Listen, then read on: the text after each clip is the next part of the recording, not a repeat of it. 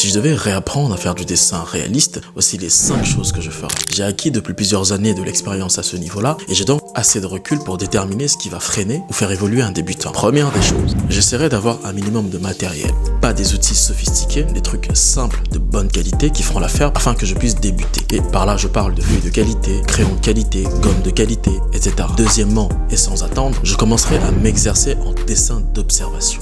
Que des lignes, rien que des lignes.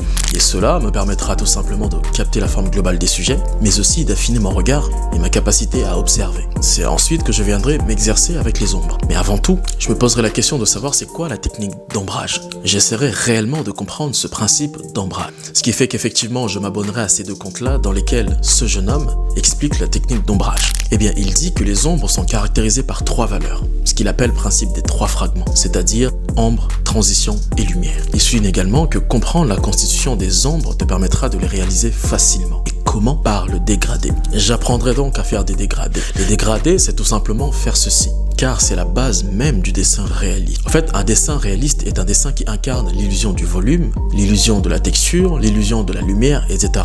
Et cette illusion, en l'occurrence, on ne peut y parvenir que par le dégradé, c'est-à-dire en posant les 3 fragments lumière, ombre, transition, en les nuançant, de façon à les assembler.